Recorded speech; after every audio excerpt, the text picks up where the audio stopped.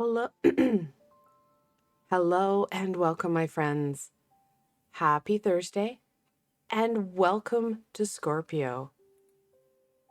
And of course, Scorpio, wow, it's one of the most mysterious zodiac, full of intuition and emotion, always ushering in that thinnest part of the veil.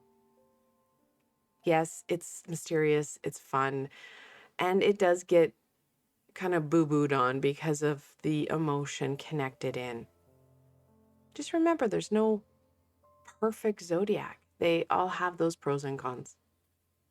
Now, before we get into the reading, I do want to wish everybody who does have a sun sign of Scorpio a very happy birthday. Now, also, please note, it doesn't matter where or where not Scorpio lands in your astrological birth chart. It's still going to be heard. It's still going to be felt. Now, I couldn't think of a better deck than the Guardians of the Night Tarot. It's kind of fun. It's spooky, mystery. I think there's actually even a scorpion in this deck. And then, because we do have that intuitive, emotional energy, I do have the Beyond Lemuria Oracle that does sit really well in the Scorpio energy. But both cards very big, and I have a small table. So, let's get into this. See what Scorpio wants to share.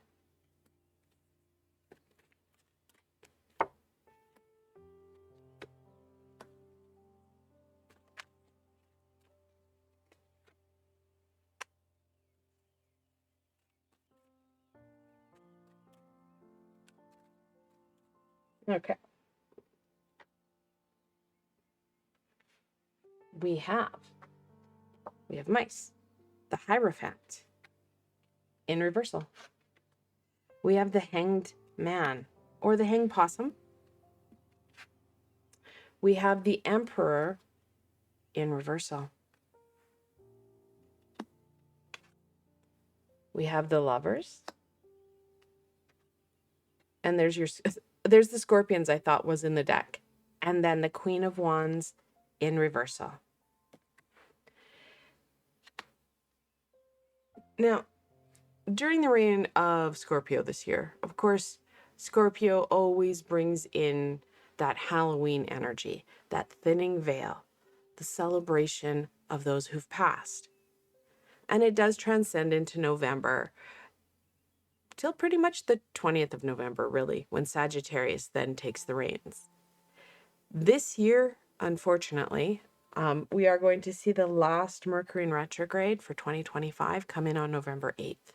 So part of what we're looking at in this read, we're also looking at some communication challenges, making sure we're using our skills, our tools, what we've learned to deal and combat with some of the miscommunication challenges and the discrepancies and differences that we have in our learning.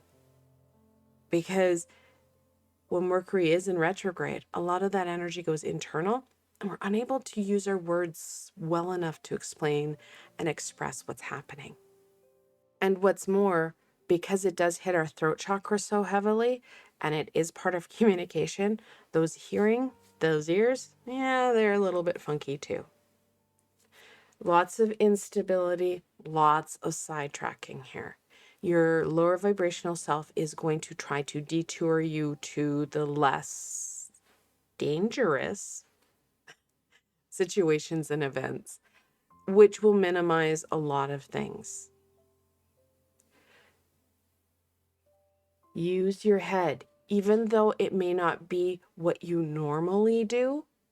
Those norms and taught beliefs, you do need to check into.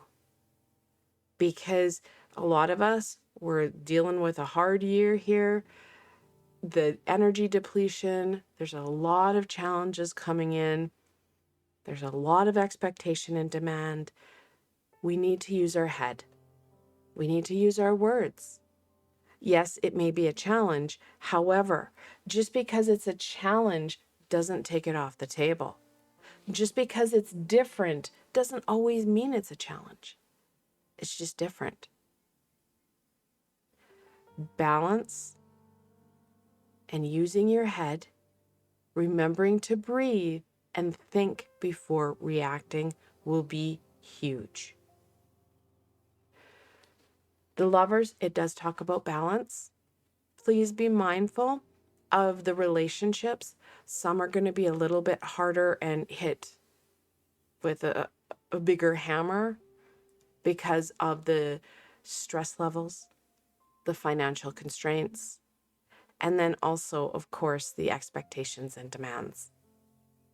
Use your words and don't take it out on those who are important that are all around you, whether that be that very special lover or family friend, because Mercury in retrograde does give us a bit of a challenge with relationships because of that communication. The expression of self does get a hit as well because, again, we're going introverted a bit. Queen of Wands still there. We do see some raging when these two are in reversal. So again, that reactivity, that anger, don't let it become a wildfire. Do, however, use your time wisely, set some intentions, and allow yourself to express yourself through creativity. Give yourself those breaks. And yes, schedule them in because expectations and demands are going to continue to pile up as we go through November. Give yourself that time to pause, to break, to express self, to get your hands dirty and have some fun and shift those energies. Because those emotions that we're looking at, they're going to be large and in charge. Don't try to avoid or minimize them. They are what they are. They're not bad or wrong. It's emotion. You're feeling them. Don't allow it to drive you. Don't be the driving force. However, if you're feeling sad, okay, acknowledge it. Okay, I'm feeling pretty sad right now. Do something about it. So if you need to, express yourself. Use your words. And if it's doing some journaling, you could talk to somebody. You can start to express yourself through other means. If you need to, sit and watch a sad movie. But give yourself time frames. Don't sit and wallow. Like I said, your lower vibrational self is going to try to detour you. The misguidance and misdirection is there because, again, we're looking at growth here. Using your tools to keep yourself balanced, stable, and in control. So give yourself that time. Make sure that it has an end and a beginning and an end. Don't just say, okay, today I'll deal with that. Give yourself some very intentional, specific directions. I'm going to deal with the sad, the hurt, and I'm going to watch this sad movie that I know always is a tearjerker. I can ugly cry for the next hour and a half and move on. If it's the anger, go for a run. Set that intention. I'm going to run for the next 10 minutes. I'm going to run for the next, 10 miles. You get your parameters. But again, you're using your head. You're not allowing the emotion to drive you. You're dealing with it so that, again, you're not carrying it forward. Also, watch the micromanagement, because a lot of times when things start to feel wobbly or unstable, what do? We micromanage our entire world. That is the Emperor in reversal can also be the Hierophant in reversal because we have that dictatorship. It's not going to flow well with everybody around you. So allow things a little bit to roll off your back. Pick your battles wisely because, again, we know we're dealing with some energy funk blahness. Well, you're not going to be able to deal with that if you're, trying to micromanage your world. Ooh, fire. Yeah. That passion, it's important. And I love the duality of these dragons here. That balance. You want the passion, you want that zhuzh for life. We've got the Queen of Wands. She's all that in a bag of chips. She's on her head, though. We need to make sure that you don't burn in a wildfire, that you do maintain that balance. Direct the passion, that creativity, to very productive means.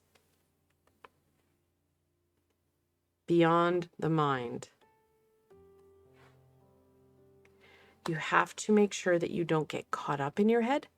Again, it's that micromanaging piece that I was talking about, because we start to very much dictate to ourselves that we have to achieve this by this time with this height. And we set that bar really freaking high. And then when we don't meet it, we get caught up in our world. What if? I could have, I should have, I would have. Make sure that you are present, that you get outside that loop, that you're not micromanaging you. She on the lotus. The calm, the collective of that lotus flower, important. She, that nurturing, that divine feminine. We are going to be coming up to the full beaver moon, coming in large and in charge on the 3rd of November. An amazing time to do some active energy shifting and releasing. Again, setting those intentions and using your head as to what's going to help you the most right now will be imperative. And yeah, Scorpio does bring in the emotion. However, you have the tools, you have the knowledge on how to deal with it. Scorpio also brings in the intuition. Again, you have the skills, the abilities to deal with it. It's about trust and, well, breaking it down into elements that you can work with. So if things are getting overwhelming, what do? If you want to work with the thinning veil, what do? My PSA announcement for today, please do not use a Ouija board, as that will not channel anything but low vibration, toxic, and it's really hard to leave the house. Pendulums are good. They can and will channel the high vibration. 6 of Pentacles in reversal. The energy distribution and blahness that I've been talking about. We have Death in reversal. And then we have the 3 of Pentacles in reversal. We do have, because we have the 6 of Pentacles and the Lovers, which is the 6th card in the Major Arcana, the double sixes, which is a big shout out to the balance that you're going to need. Because when you have that double 6, the angels they're telling you, hey, watch that balance. Balance your mind with action. Death, like I said, that release. You can use the full beaver moon to your advantage to do some releasing. You could also do some intentional bathing when things get hard, when things start to build up. Use your tools, use your head, because it's going to help not only help you figure out where that energy distribution and what's taking all your energy and why you feel so blah. You can start to compensate and rebalance things. Three of Pentacles just talks about the disruption that we're going to have in our communication, in our expression of self, and our working with others. It doesn't mean we should avoid. Again, when that avoidance, that's another technique that your lower vibrational self will use to keep you very much contained in a box and you're going to see the tower come in because you're not growing, you're not learning, you're not exploring. So yes, there is going to be a disruption. So work with that Triforce as much as you can. And that's what I like to call the Three of Pentacles, the Triforce Perfecta, where you work with yourself, you work with your high vibrational support team and your physical support team. So like I said, the friends and family are going to get a good hit because of the emotion involved. Make sure that you are checking into where you're at so you're not reactive and taking it out on them. Additionally, part of that reactivity and micromanaging can be that hit on self where we are really naysaying and beating ourselves up. So again, be mindful of that. In the high vibrational beings, well, they're not so much impacted by Mercury in retrograde. They can still hear us because we're lower vibrational. There's a lot of challenge to hear them. Fortunately, we are in the thinner part of the veil, so it kind of does balance itself out a little bit. You're just going to have to use your skills, your abilities, and what you've learned. Scorpio really wants to help to empower you to bring back that balance and get you back on your feet, get you ready for those first steps into the winter. And yes, I know winter is in December, not in November. Scorpio wants to get you back on your feet. I want to thank you for joining me today and exploring this amazing zodiac with me. I hope that this does empower you to set some intentions and start to look at those tools that you're going to need to help you out the most. Now, if you did enjoy this session, please give it a thumbs up and let me know where Scorpio lands in your birth chart. And if you haven't done so, don't forget to subscribe and hit that bell so you don't miss any more that I post, as I've got a lot more coming forward, especially as we wind down the year. And if you're looking for an added layer of support, I do have an amazing Patreon community. I've left a link below so you can come check out the supports, the extra videos, the added cards you get during my live Twitch sessions.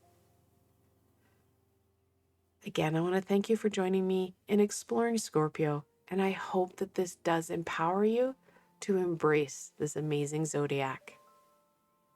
Until tomorrow, my friends.